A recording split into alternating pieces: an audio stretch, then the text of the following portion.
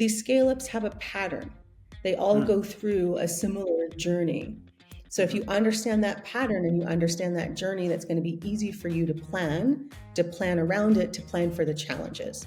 If you're a first time leader in a scale up, I would just say learn as much about the scaling journey as possible. Today's successful revenue leaders once started their careers just like you and I. They faced the challenges that their careers brought to them, they rose to the occasion, and became the leaders that we admire today. Join me as we explore the skills and stories that make a great leader with a pinch of vulnerability.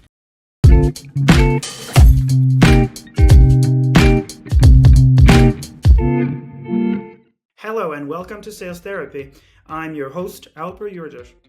Grab a chair. This is your exclusive invitation to the therapy room, as leaders are going to be sharing their career-defining moments, their secret tips and tricks in their arsenal towards success. And I promise we'll always end on a positive note. Today in the therapy chair, we have Angeley Mullins, who is the CCO of Resourcify, which is on a mission to help companies reduce their waste, which is something I'm very interested about. Angeley is a seasoned leader who focuses on commercial and operational growth. She talks about all things sales, revenue, commercial leadership, and we'll touch on a few things as much as the time allows us today. And she's worked for companies like Amazon, Intuit, GoDaddy. I'm sure you've come across her profile on some of the most influential female leaders, women leaders in commercial leadership today. So we'll also talk about her success, the joy, the pain, and the journey that got her to today. Welcome to Sales Therapy, Angeley. How are you feeling today? I'm doing well. Nice to be here, Albert. Angeley, generally, there are four sections to my therapy. And the fourth section is when I put you on the therapist chair. But for the first three, it is your time. Let's start with the first section, which is more about your younger years. I love hearing people's childhood and growing up stories because I think that shapes the person that we are today, the leader, the business person that we are today. Can you tell us a bit like where are you today and where were you before? Yeah, absolutely. So I come from California, from sunny San Diego, which is a fantastic city, very laid back, beach life. So made a complete transition. Started my business career actually as an account executive for one of the finance firms, and then moved my way up, and then ended up working at Lehman Brothers, and then continued in managing sales teams across different international markets. And then we had GFC. Everybody remembers in 2008, and all the banks crashed. And of course, it really got me thinking, like, is this really what I want to do for a living? Do I want to be in the finance industry? What's going on? So then went Mm, back to school and got my MBA, and then started my tech career at Amazon. And so from there, it's just kind of been onwards and upwards ever since. I've loved the tech industry, have worked between the United States, the UK, Canada, Australia, and now I'm in Germany. And I actually made the transition between really big companies, behemoth sized companies, and now scale ups. So my previous company in Berlin scaled it to a Series B, and then now at Resourcify, we just got our Series A last year, and we're on the Series B congrats. growth track. Excellent. And we'll talk Thank about you. that, which is definitely a fascinating track I love to talk about. I had some recent guests where we talk A to B, B to C, C to D, all of those stages. But A to B, I think, is one of the hardest to crack. So we'll talk about that. Just before we jump into it, right now you're in Germany, but you did your MBA in London. Was that it? So I did my MBA actually in Chicago, and then I did the Ah, okay. post MBAs, executive courses and cohorts, and so that was in London. So it's actually been Ah, really okay. nice. A bunch of different universities. It's been, yeah, Do you have really, a really favorite nice. among all those cities?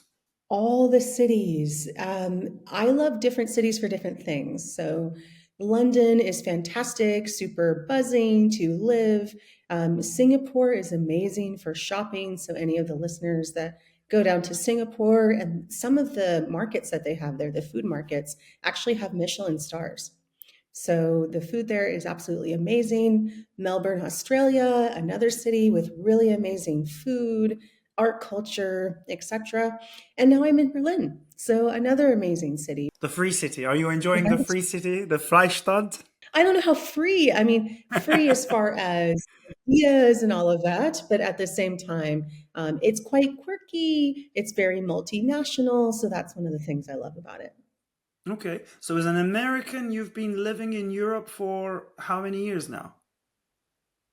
It's been about 4 years in Europe. And then before this, I lived in Australia. Do you feel like you have become more European in those 4 years that you've been spending in the continent? Definitely, definitely. Actually, when I went back to California for Christmas, I had culture shock, American culture shock. One of the first things that I Okay. did was I went into a Costco, and everything at Costco in the States, it's everything supersized. And I Yeah, went in yeah. there and I'm thinking, oh my gosh, do people really buy this much stuff? Because here in Europe, you only buy what you need. People live in Yeah, smaller housing units, everything's yeah. walkable. So definitely the culture shock. Okay. Yeah. When you say, "Do people buy these?" I guess you should remember that you or your family used to buy Yeah, that too. But used to buy it. Yeah. okay.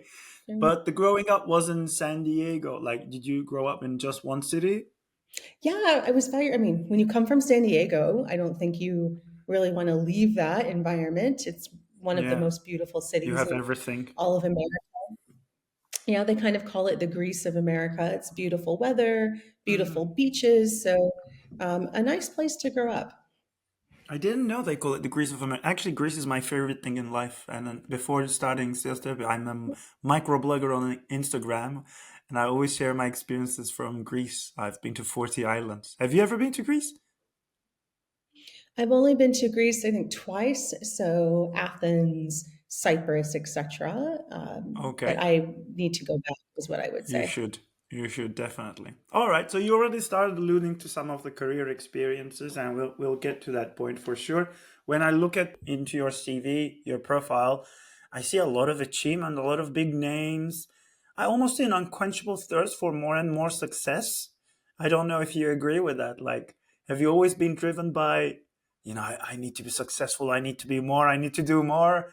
Is that something that summarizes your life story, which it does for me, I guess?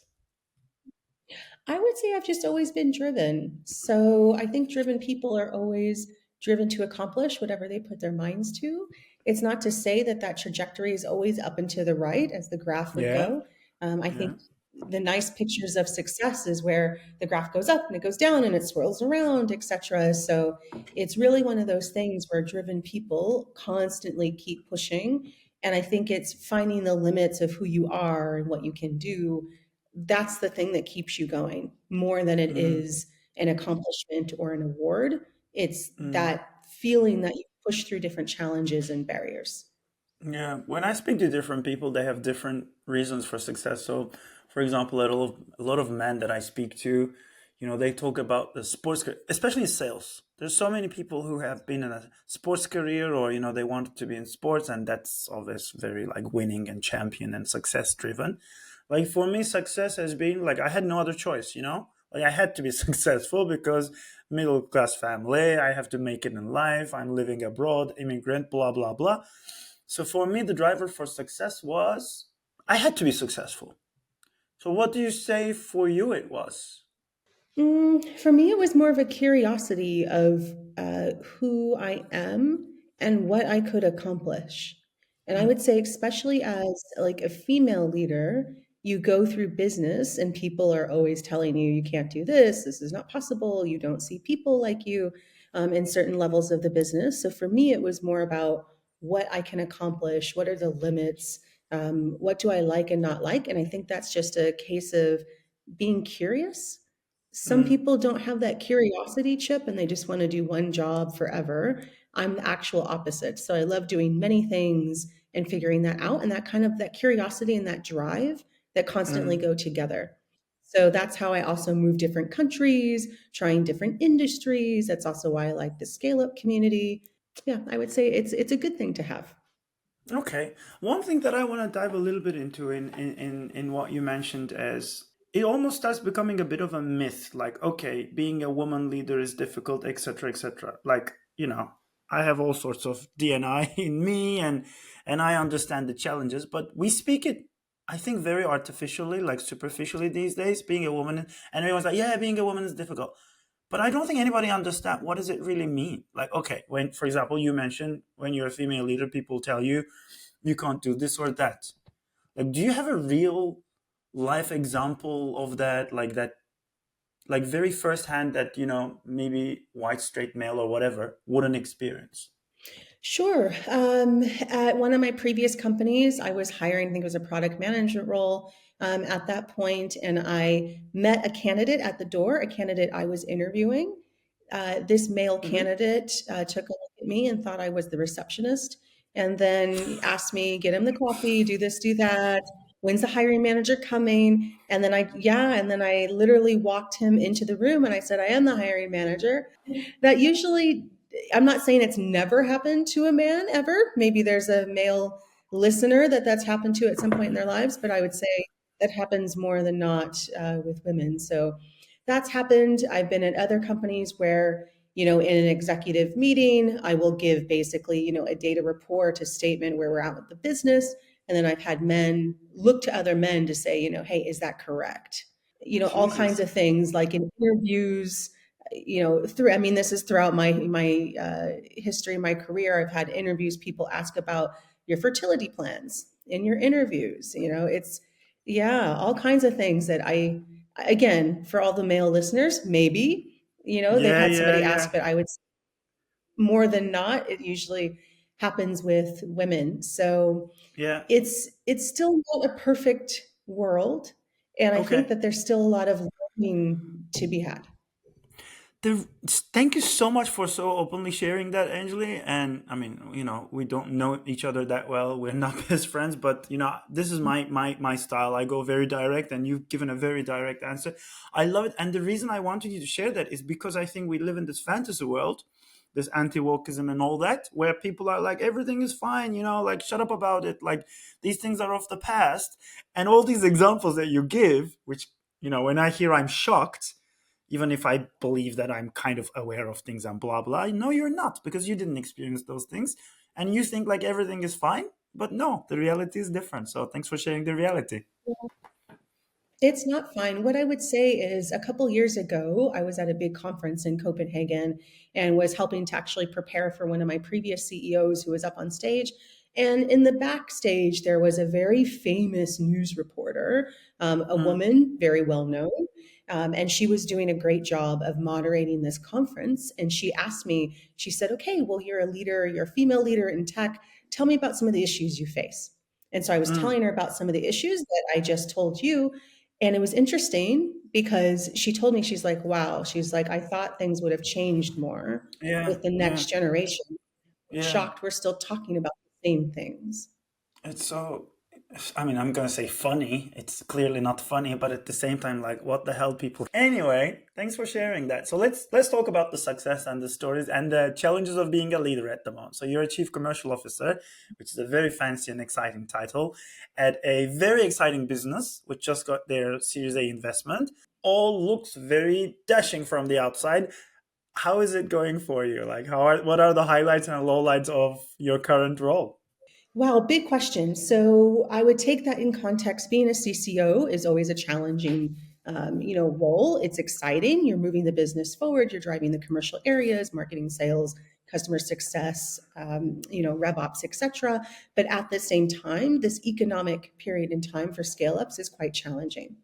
Yeah, So a lot of scale ups have headwinds. We're looking at things like product market fit. How do you scale? Which markets do you enter? Do you scale through innovation or do you scale through tried and true methods? You always have to deal, if you're a startup, you have to deal with runway. What does that mean for the people that you're hiring? So there's a lot of headwinds, I would say, at the yeah. moment, but it also makes for a very exciting time. Okay. And of all the things, and yes, that was a very broad question, so let's try to narrow it down. Like, do you have like your top three top of mind for you at the moment? As far as scaling the company, it's doing it fast enough. It's Oh, doing it with the God. right headcount. So, yeah, we're still in that area. Even though we're not in the era of hypergrowth anymore, you still have the scalable and predictable revenue model. Investors still want speed. They still want to know that there is basically an equation. You put in something, you get an output, and you Yeah. continue to scale forward. So we still have those challenges, and I don't think it's unique to my company. I think every, CCO or CRO is facing this challenge. We also have the challenge of getting the right talent. And you would think in this economic climate that there would be tons of talent on the market, which No. there is, but finding the right talent for your company and where you are in that stage of growth, that profile of talent changes what you need. So I think that's really important. And then also making what I would say the right scaling decisions. Do we have the right product set? Are we scaling into the right markets? If we build new features, are they must have features or nice to have features? Are they going to affect the bottom line? What's the trade off between building that and just throwing more salespeople, at the problem to sell more of what you currently have? So there's a lot of these issues, I would say, at earlier stage scale ups. When you're at later stage scale ups, you have a bigger issue of investors usually want to push for IPO, or you have to basically own, entire continents as far as your market portfolio is concerned. So the problems become bigger and bigger. But I think, yeah, there's some similarities in the challenges for different stages of Mm. scale ups. I mean, all of the above resonate with me. Let's dive into like the current. You just raised the Series A. All of the three resonate with me, although we are pre-seed. I think like you still have to be fast, which is why we work like the hours that we do, I guess. Hiring, huge challenge, and exactly as you explained. Although you would imagine, wow, everybody's firing, there should be a lot of hiring. No, because you have to find the right fit, and it takes time. Um, do you want to go into your tips and tricks for those two first, maybe? Like, how are you juggling those things? So for me, I have a very direct approach. Tell people, and this is the difference actually culturally between, what I was trained in the United States and how to hire versus what I see in Europe. So in the Mm-hmm. US, we're very direct. This is what we need. This is the skill sets. This is what's going on in the company. Here's what's going great. Here's what's really bad. Can you do this job?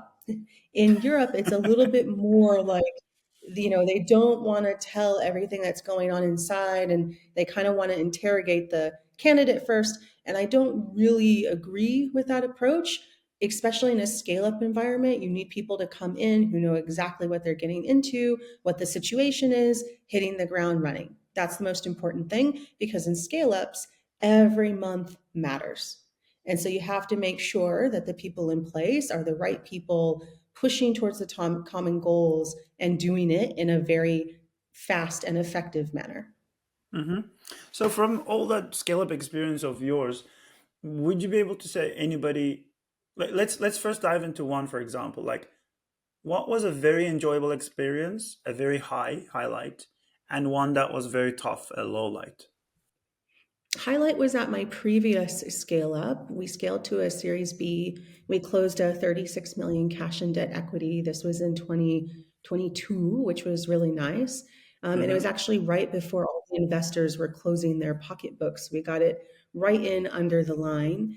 It was a really cool scaling experience because we actually took two companies, consolidated it into one, flipped from a back end product to a front end SaaS product, Oh and really wow! moved it forward. So it's really, really cool. And actually really Where like the was this one? product.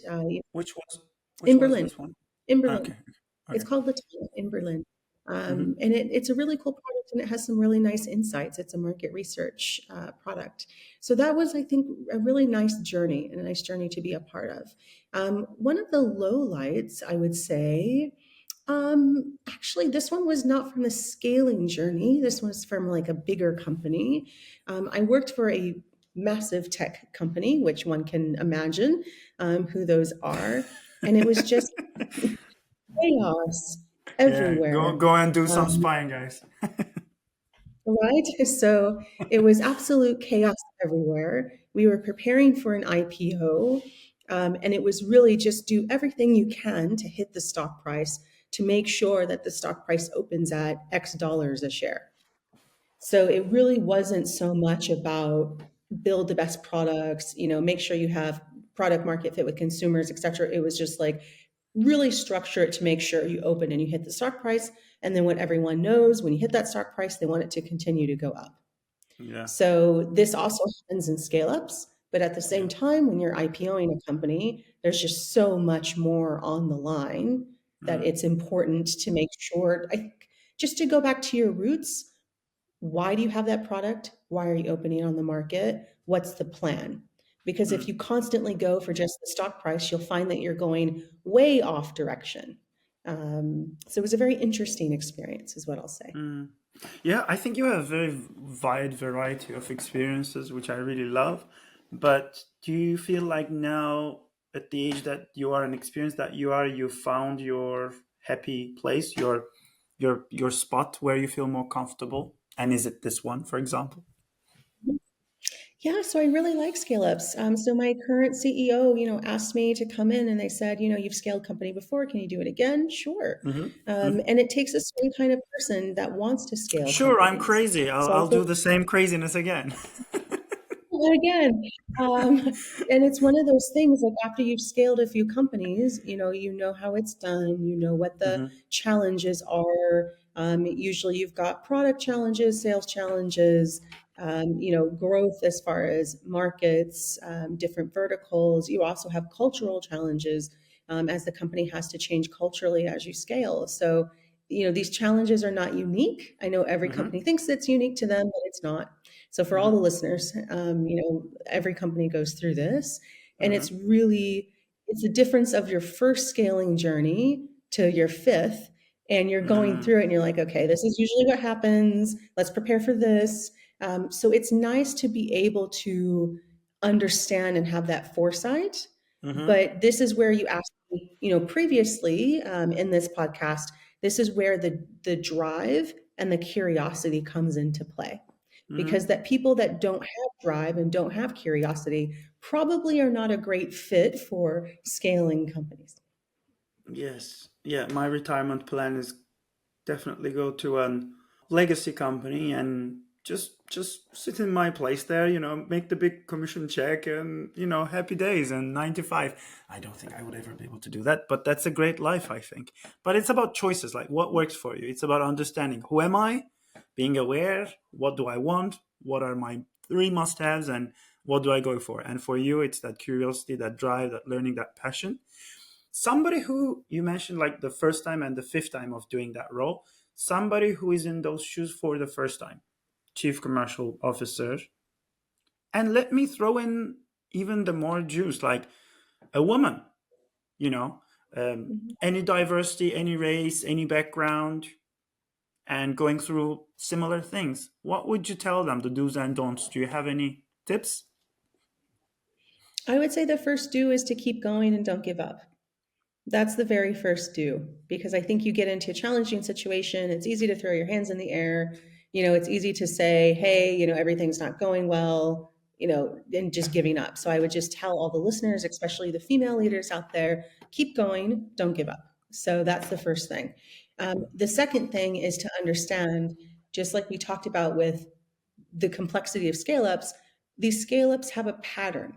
They all Mm, go through a similar journey.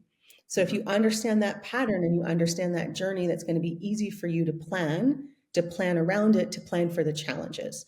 If you're a first time leader in a scale up, I would just say learn as much about the scaling journey as possible.